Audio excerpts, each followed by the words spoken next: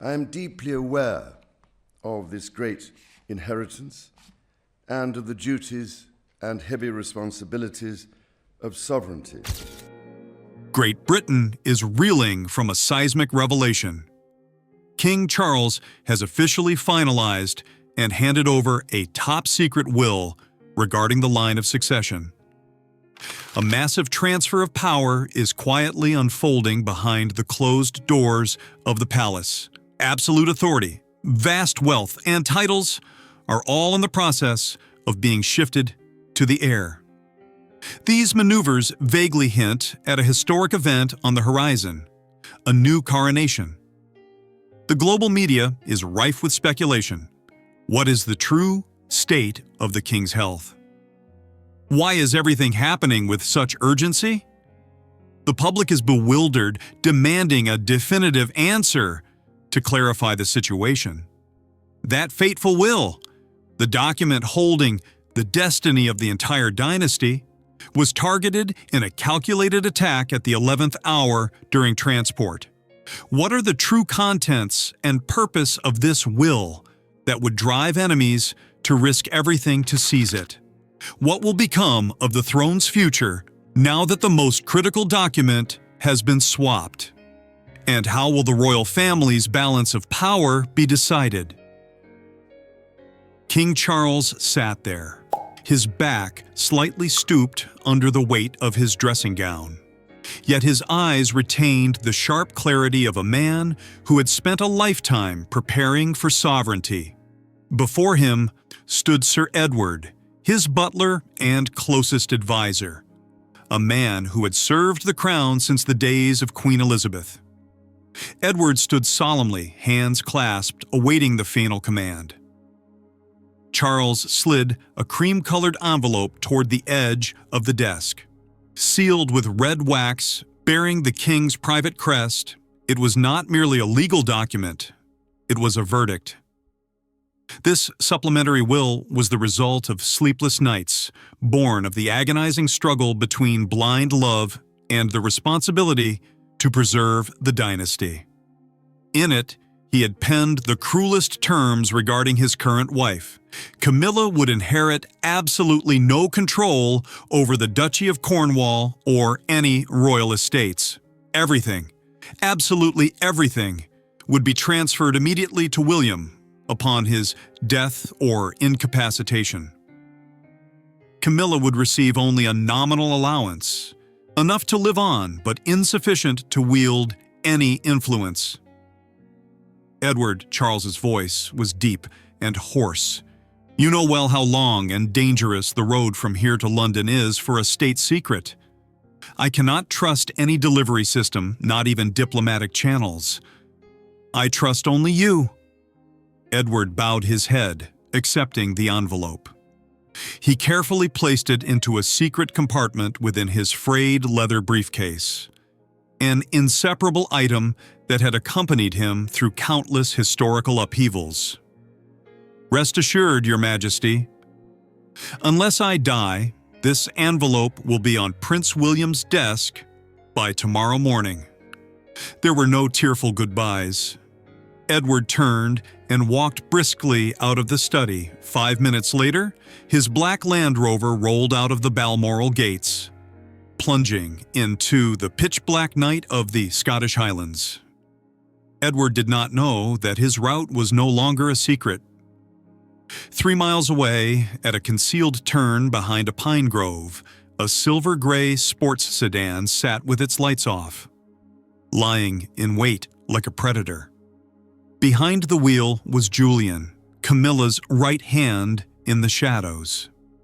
He was not an official royal staff member. He was an information broker, a black ops crisis manager whom Camilla had nurtured since the days she was reviled by the entire nation. Julian's phone buzzed with an encrypted message. Target has left the nest. Package is moving. Julian smirked and started the engine. He didn't follow too closely, knowing Edward's habits well. The aging courtier had an immutable rule. Every 4 hours of driving, he would stop for exactly 15 minutes to drink coffee and check the car. The next stop was a desolate rest area on the A1, near the Anglo-Scottish border.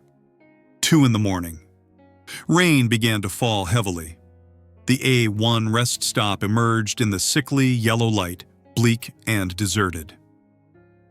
As predicted, Edward's Land Rover turned in. He parked near the public restrooms where the lighting was best. Edward stepped out, stretching to banish his fatigue, then walked toward the vending machine.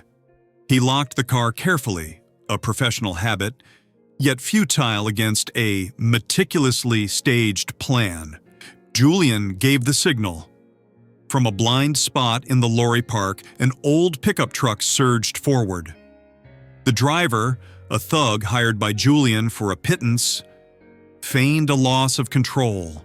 The pickup skidded on the wet tarmac, slamming into the rear of Edward's Land Rover with just enough force to cause a loud crash and shatter the taillights, but not enough to damage the chassis. The screech of the collision tore through the night. Edward jumped, spilling his coffee. He ran panic-stricken toward the car. The pickup driver stumbled out, reeking of alcohol, cheap liquor actually poured onto his clothes, and began to argue slurredly. While Edward was completely distracted dealing with the drunkard and inspecting the scratch, Julian, clad in black to blend into the shadows, crawled up from the passenger side, Edward's blind spot. He used a compact magnetic frequency breaker against the lock. Click. The door opened soundlessly. Julian slithered into the back seat as quickly as a snake.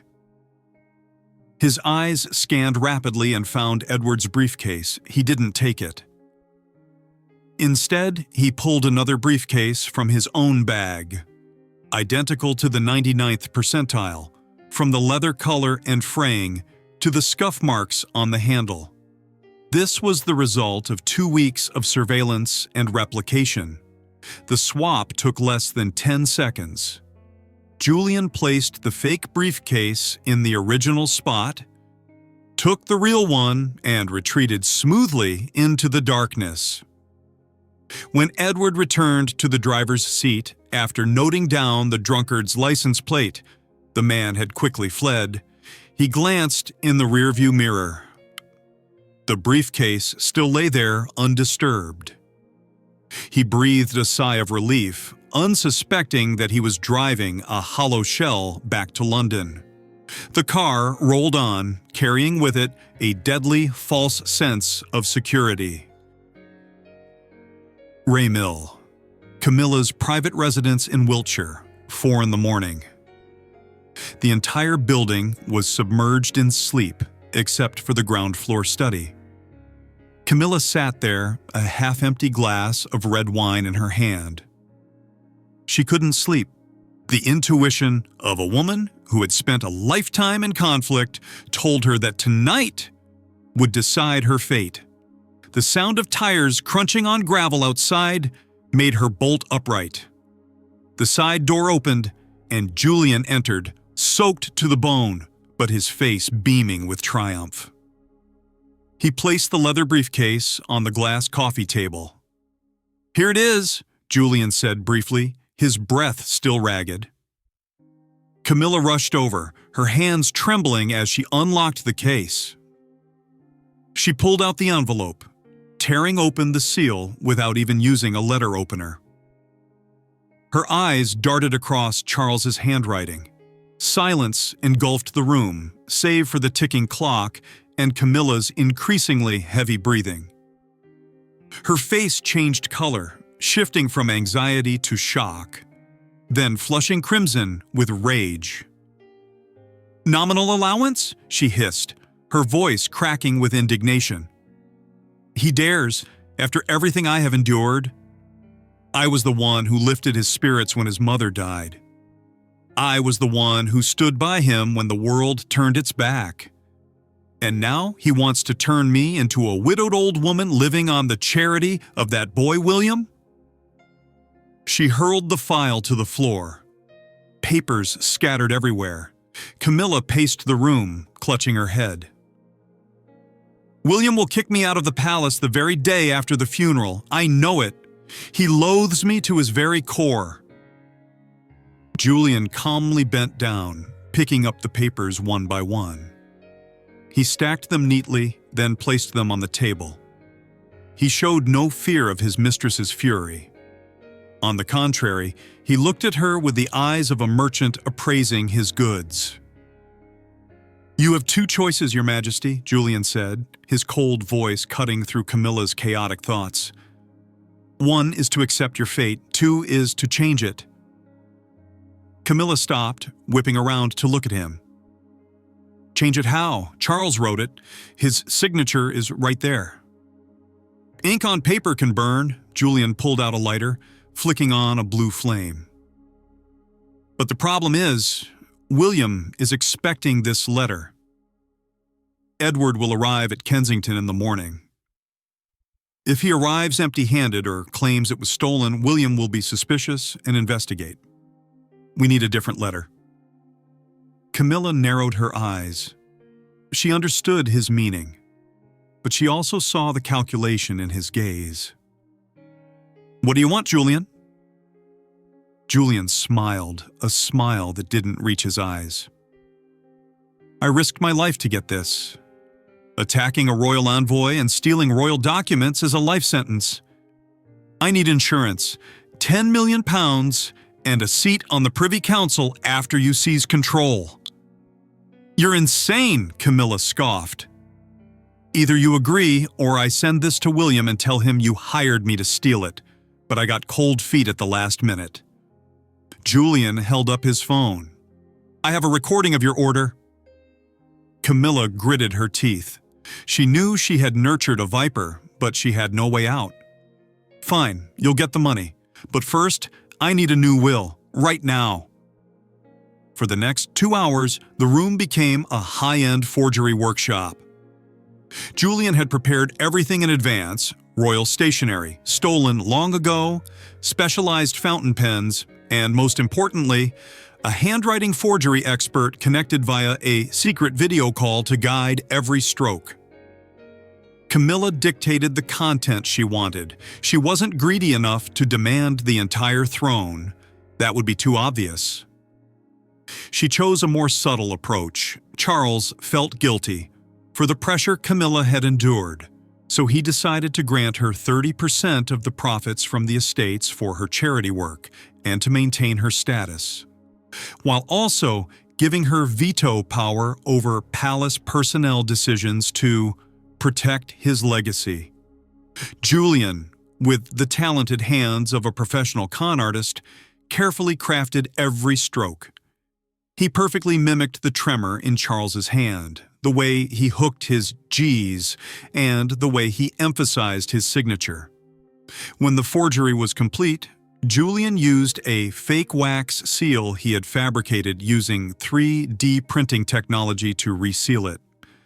The fake letter was placed in a new envelope, slightly distressed to look like it had traveled a long journey. "Now what?" Camilla asked, eyeing the fake envelope with hunger. "I will send it to Kensington via the special internal courier service early in the morning, posing as an urgent delivery from Edward because he has fallen ill after the car accident and cannot come in person." Julian explained the plan. "William will receive it. He will believe it is his father's writing." Camilla nodded, the corner of her mouth twitching into a cold smile. "Make it good. My future lies in that envelope." Morning at Kensington was shrouded in the thick fog of London. William woke earlier than usual. Though he tried to maintain a normal routine, he was burning with anxiety inside. He knew Edward was on his way. He knew his father was preparing for a quiet transfer of power. William sat in his study, swiping through his tablet, but his mind was outside the door. A knock sounded. His assistant entered, placing an envelope on the desk. "Your Highness, an urgent package from Sir Edward." The courier stated that Sir Edward encountered a minor health issue and had to send it via special official channels. Health issue? William frowned, picking up the envelope. Is he all right? Preliminary reports say he had a minor car collision and caught a cold from the rain. He is currently resting at a private clinic. The assistant replied.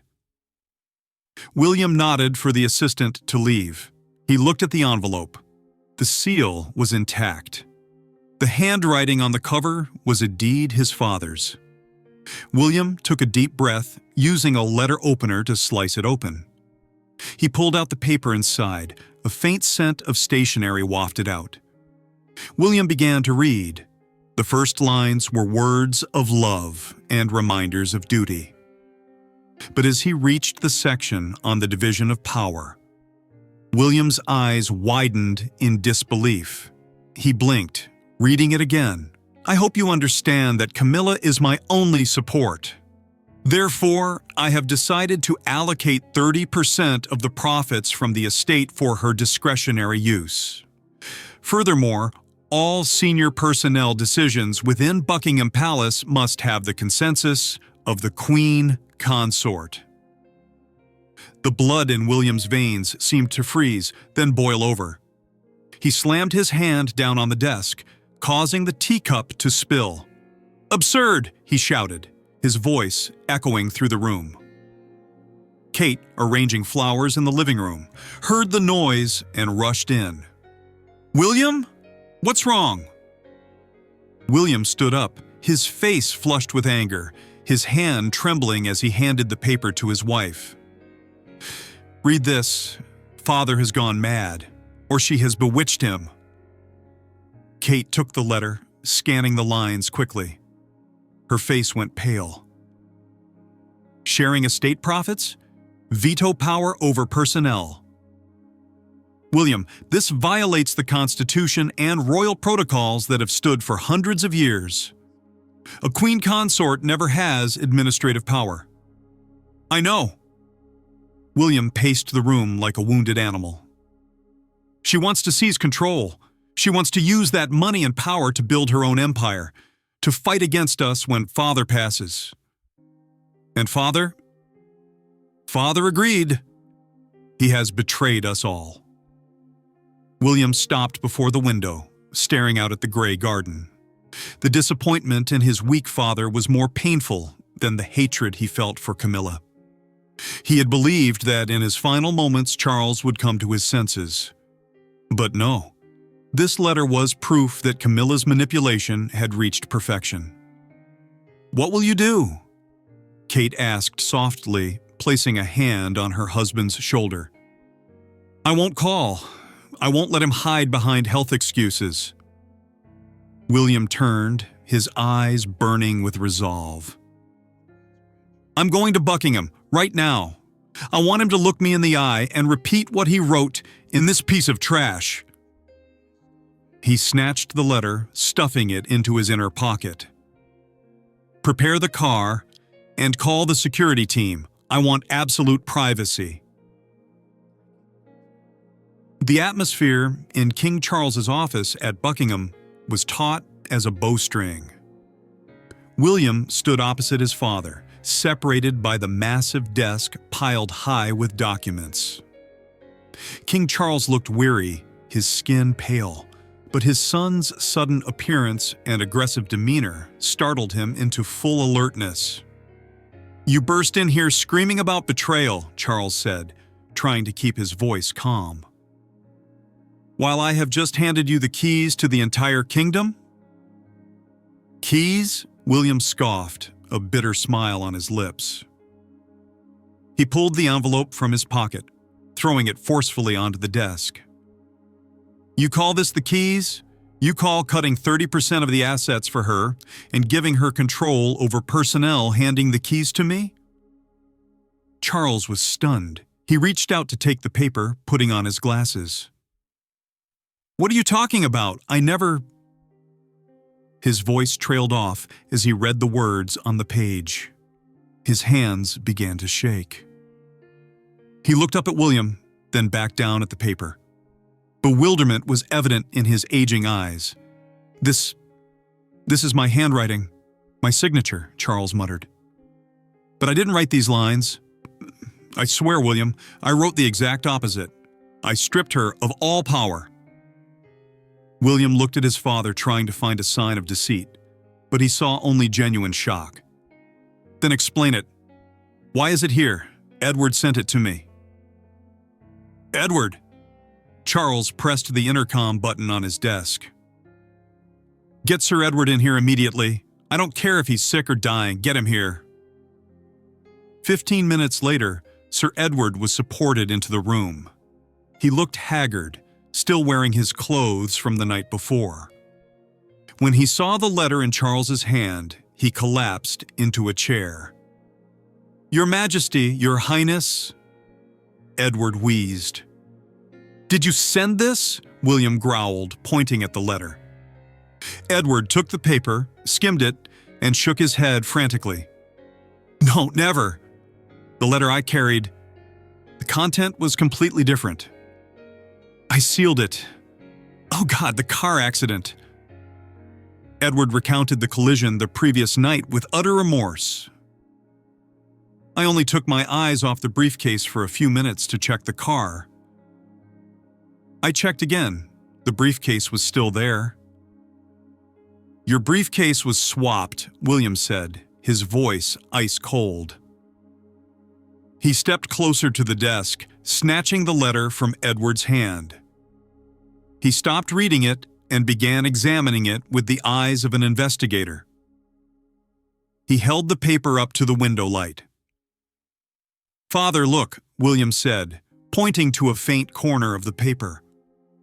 Royal stationery provided by Portals always has a Tudor crown watermark, but this paper, he rubbed his thumb over the surface. It has an unusual smoothness, and the watermark? William narrowed his eyes. Under the sunlight, a faint watermark appeared, a stylized fleur-de-lis enclosed in an oval. This is Camilla's paper, William declared, his voice steely. She orders this specific stock from an artisan workshop in Florence. You never use it.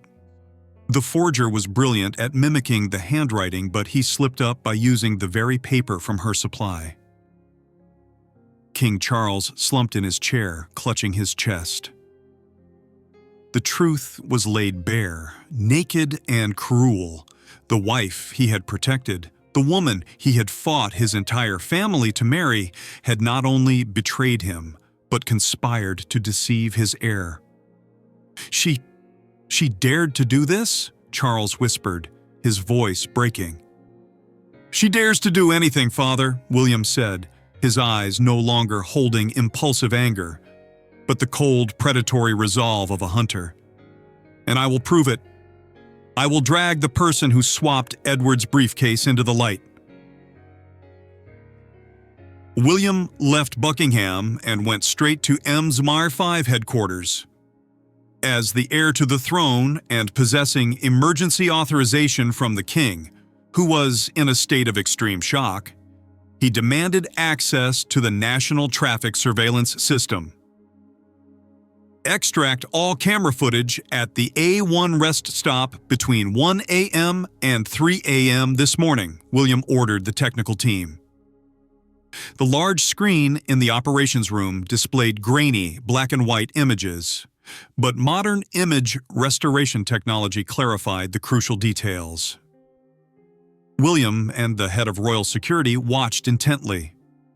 Stop, William called out when he saw the pickup truck slam into Edward's car. Slow this part down. On the screen, as Edward was bending down to inspect the damage, a dark figure slithered into the car from behind. The security camera of a nearby convenience store, though at a distance, caught the profile of the intruder as he turned. William narrowed his eyes. That face, that hooked nose and groomed hair.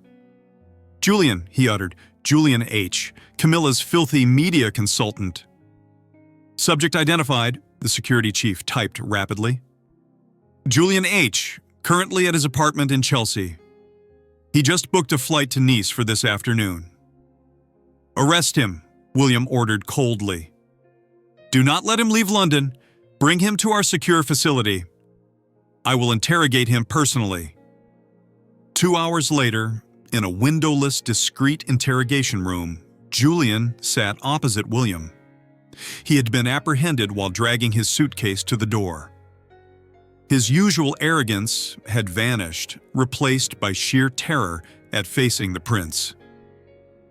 William threw a stack of photos extracted from the cameras and bank statements, just provided by financial intelligence, showing a massive sum transferred from a shell company linked to Camilla into Julian's offshore account, onto the cold metal table. "Do you know the penalty for treason, Julian?" William asked, his voice terrifyingly calm. "Forging the king's will, attacking a royal envoy. You will rot in prison, and I guarantee she won't save you. She will say you acted alone to curry favor." Julian shook uncontrollably. He knew Camilla's ruthlessness better than anyone. He was a pawn, and the game was over. I was just following orders," Julian stammered. "I need evidence," William said. "Not empty words, physical evidence." Julian hung his head. He took off his expensive wristwatch, pried open the back case, and removed a microscopic micro SD card. "Everything is in here. The recording of her call ordering me last night. The scan file of the real will that I burned, and there's more." "More?" William raised an eyebrow. "For the past 5 years," Julian confessed, his voice desperate. "Every rumor's smearing you, smearing Princess Kate. The stories about Kate's depression, about your affair. It was all Camilla's script. She paid me to leak info to the tabloids. She wanted to damage your reputation so Charles would see you as lacking mettle, allowing her to manipulate him more easily."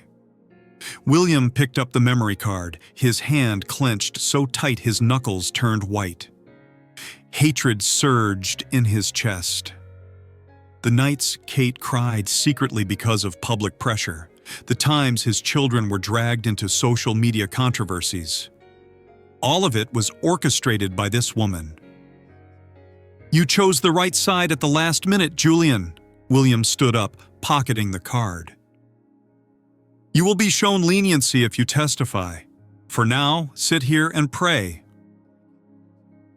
Night fell over London, but Buckingham Palace remained lit in the East Wing, the Queen Consort's residence.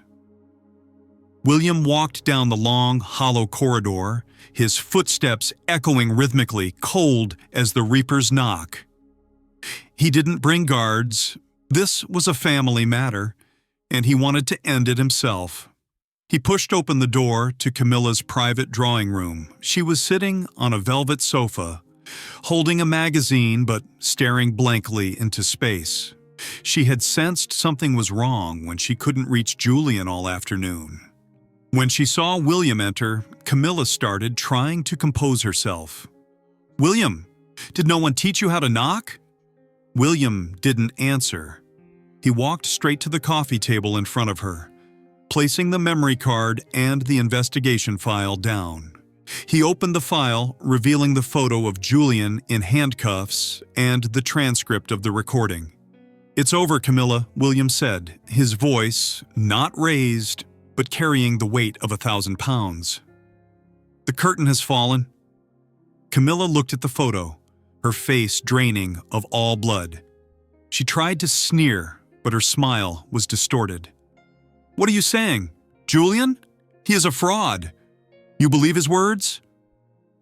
William clicked the small recorder he brought. Camilla's voice rang out clear and sharp. "I want William to receive this letter, but the content inside must be different." Camilla froze. She recoiled, her back hitting the sofa. You wiretapped me?" "No need to wiretap. Your henchman sold you out to save his own skin."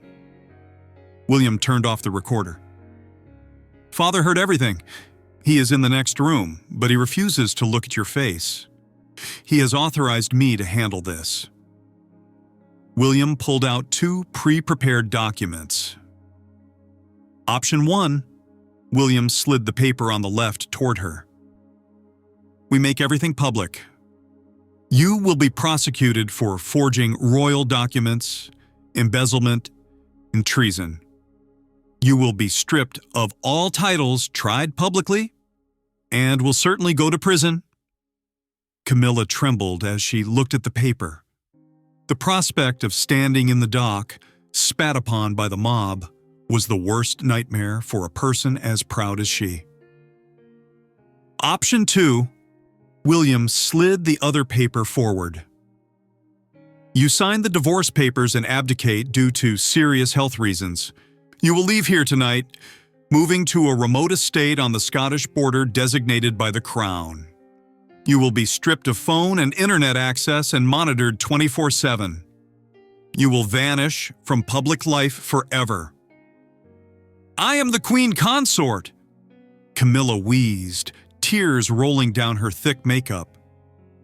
You were never worthy of that title, William cut her off. My mother was the one who was worthy. You are just a thief, and now it is time to pay it back. Camilla looked around the lavish room one last time.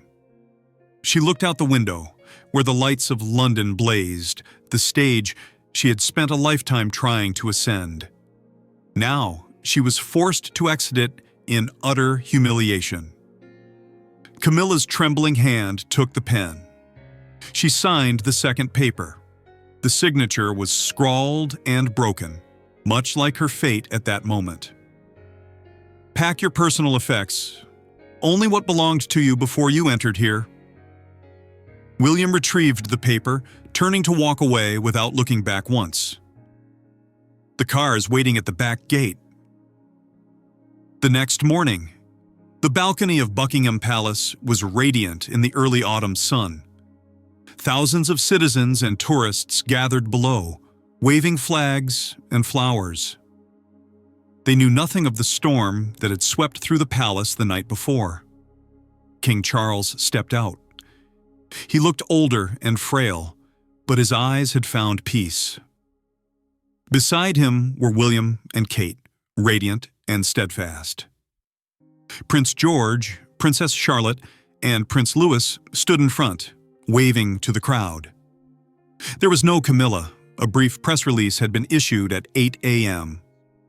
Queen Consort Camilla has decided to withdraw from all public duties and retire to Scotland for recuperation due to serious and long-term health issues. On the balcony, William squeezed his father's hand gently, then turned to hold Kate's hand. He looked down at the sea of people chanting their names. A new order had been established. No more shadows, no more puppeteers behind the curtain. Power had returned to its rightful place, and William, standing in the sunlight, knew he had protected the family legacy not with swords or guns, but with truth and courage. Meanwhile, on the M1 highway heading toward the cold north, a jet-black car sped through the drizzle. The woman, sitting in the back seat, lonely and aged, looked through the fogged glass, watching the image of Big Ben receding into the distance, carrying with it the dream of regency that had dissolved into smoke. William chose to save the royal family's face by banishing Camilla to Scotland instead of throwing her in prison. In your opinion, was this a necessary mercy or a decision too lenient for the crime of treason and what she inflicted upon Kate? Share your thoughts with us in the comments section. Remember to like, share, and subscribe for more. Also, click the next video showing on your screen. You will enjoy it.